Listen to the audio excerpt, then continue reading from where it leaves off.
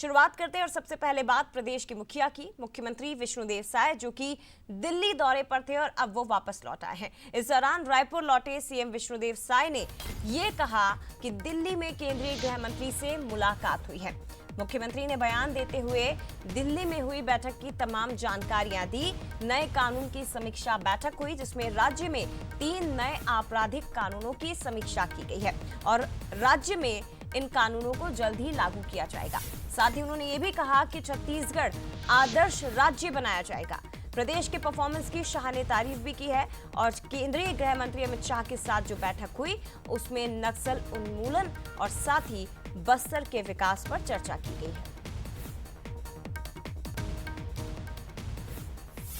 तो मुख्यमंत्री विष्णुदेव साय जिन्होंने दिल्ली में केंद्रीय गृह मंत्री अमित शाह से मुलाकात की, शाह की अध्यक्षता में बैठक जो आयोजित हुई थी उसमें राज्य में 3 नए आपराधिक कानूनों के कार्यान्वयन को लेकर ही समीक्षा की गई। इस दौरान मुख्यमंत्री जब दिल्ली से वापस लौटे तो मीडिया के सामने उन्होंने बैठक से जुड़ी हुई हर एक बात को साझा किया है। अमित शाह जी और भारत सरकार के सारे अधिकारी उपस्थित थे और इसमें जो नए कानून 1 जुलाई 2024 से इस देश में लागू हुए हैं और दंड संहिता को बदलकर न्याय संहिता किया गया है और इस नए कानून के लागू होने के बाद प्रदेश में क्या स्थिति है उस पर उन्होंने समीक्षा की और करीब 1 घंटे तक समीक्षा बैठक चला और हमारे प्रदेश में जो परफॉर्मेंस है उससे वो संतुष्ट हैं और सराहना की है उन्होंने।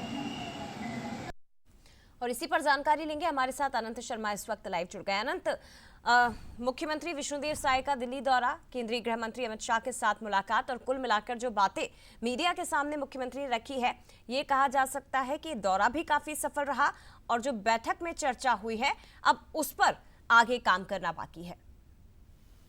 बिल्कुल, देखिए छत्तीसगढ़ के लिहाज से अगर देखा जाए तो मुख्यमंत्री का दौरा काफी सकारात्मक था और जिस तरीके से तमाम केंद्रीय मंत्रियों से उनकी मुलाकात होनी थी और लेकिन सबसे पहले जो गृह मंत्री के साथ उन्होंने मुलाकात की और गृह मंत्री के साथ ही एक महत्वपूर्ण बैठक जो है वो ली गई। सहकारिता विभाग की तमाम बैठकें जो थी वहां पर ली गई। छत्तीसगढ़ के अधिकारी समेत केंद्रीय अधिकारी और वहीं केंद्रीय गृह मंत्री की मौजूदगी में 3 नए कानून जो कानूनी कानून लाने हैं उस पर पूरी चर्चा की गई कि किस तरीके से उस कानून का प्रारूप जो है छत्तीसगढ़ में रखा जाएगा और जिस तरीके से जब से भारतीय जनता पार्टी की सरकार प्रदेश में बनी है तब से छत्तीसगढ़ को एक आदर्श राज्य बनाने की पूरी कोशिश जो है डबल इंजन की सरकार करते हुए नजर आ रही है। इसी कड़ी में मुख्यमंत्री विष्णुदेव साय ने जो 3 नए कानून हैं उसको लेकर चर्चा की और जल्द ही ये 3 नए कानून जो हैं वो छत्तीसगढ़ में लागू कर दिए जाएंगे। उसके अलावा देखिए तमाम चीजों पर और भी बातचीत हुई है। जिस तरीके से देखा जाए नक्सल उन्मूलन में लगातार छत्तीसगढ़ काम करता हुआ नजर आ रहा है। जिस तरीके से केंद्र के सपोर्ट के साथ छत्तीसगढ़ नक्सल उन्मूलन को लेकर आगे बढ़ता हुआ नजर आ रहा है। लगातार जितने जो जवान हैं उन्हें सफलता मिलते जा रही है। इस मामले पर भी लगातार चर्चा जो है वो केंद्रीय गृह मंत्री से होती रही है।